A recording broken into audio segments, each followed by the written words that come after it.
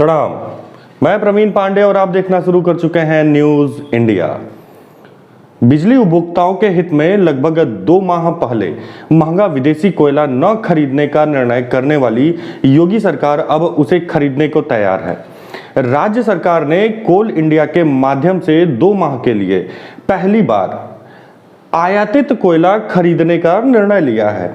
1098 करोड़ रुपए से 5.46 लाख टन विदेशी कोयला खरीदा जाएगा।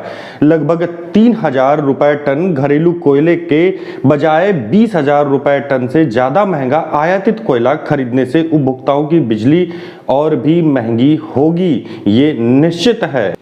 विदेशी कोयला खरीदने के संबंध में सोमवार को मुख्य सचिव दुर्गा शंकर मिश्र की अध्यक्षता में एनर्जी टास्क फोर्स की बैठक के बाद मंगलवार को कैबिनेट बाई सर्कुलेशन ये निर्णय लिया गया है। इस संबंध में राज्य सरकार की ओर से तो कोई जानकारी नहीं दी गई, लेकिन सूत्रों के मुताबिक फिलहाल अगस्त और सितंबर के लिए उत्तर प्रदेश राज्य उत्पादन निगम लिमिटेड एवं स्वतंत्र विद्युत उत्पादकों की कुल मांग 136.52 लाख टन का 4% यानी 5.46 लाख टन कोयला आयात करने का निर्णय किया गया है। विदेशी कोयला खरीदने को सरकार द्वारा हरी झंडी देने के संबंध में मंगलवार को ही अपर मुख्य सचिव ऊर्जा अवनीश कुमार अवस्थी ने पावर कॉरपोरेशन के प्रबंधक निर्देशक को पत्र भी भेज दिया है। उल्लेखनीय है कि केंद्र सरकार द्वारा तापीय परियोजनाओं के लिए 4% विदेशी कोयला खरीदने के संबंध में राज्य को दिशा निर्देश दिए गए थे। अब तक विदेशी कोयला न लेने पर घरेलू कोयले में प्रतिदिन 3-4 रैक की कटौती से वर्षा के दौरान अगस्त सितंबर में कोयले की उपलब्धता घटने पर राज्य में बिजली उत्पादन प्रभावित होने की आशंका थी। अब 4% विदेशी कोयला खरीदने के निर्णय के संबंध में राज्य सरकार अपना सहमति पत्र प्रस्तुत कर केंद्र को भेज देगी, जिससे घरेलू कोयले की उपलब्धता भी राज्य सरकार में बढ़ जाएगी। बिजली महंगी करके कोयले की बढ़ी लागत की होगी भरपाई। घरेलू से लगभग 7 गुना ज्यादा महंगा विदेशी कोयला खरीदने से बिजली के उत्पादन की लागत बढ़ना तय है।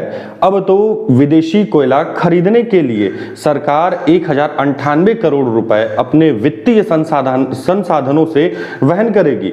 पावर कॉरपोरेशन को एक मुफ्त या पूंजीगत व्यय के तौर पर धन उपलब्ध कराया जाएगा।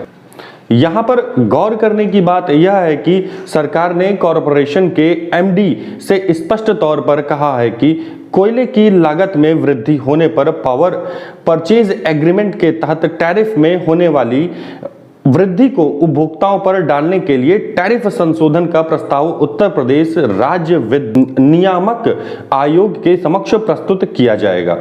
ऐसे में फिलहाल अभी न सही, लेकिन आगे आयोग में प्रस्ताव दाखिल होने पर बिजली और महंगी होनी तय ही है। इसके लिए हम और आप तैयार रहें। राज्य सरकार अब भले ही विदेशी कोयला खरीदने को तैयार हो गई है, लेकिन लगभग 2 माह पहले 20 मई को सरकार ने स्पष्ट तौर पर कोयला आयात न करने का निर्णय लिया था।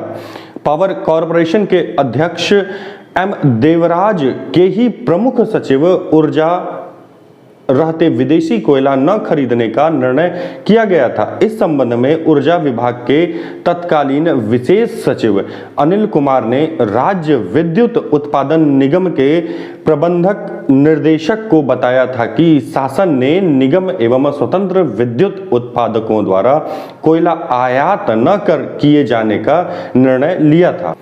तब 10% विदेशी कोयले से लगभग 11,000 करोड़ रुपए सालाना अतिरिक्त खर्च का अनुमान लगाते हुए उपभोक्ताओं की बिजली 1 रुपए यूनिट तक महंगी होने की आशंका जताई गई थी। गौरतलब है कि हाल ही में एम देवराज के प्रमुख सचिव ऊर्जा का दायित्व लेकर अपर मुख्य सचिव अवनीश अवस्थी को सौंपा गया है। विधिक तरीके से उपभोक्ताओं को राहत दिलाएगी परिषद।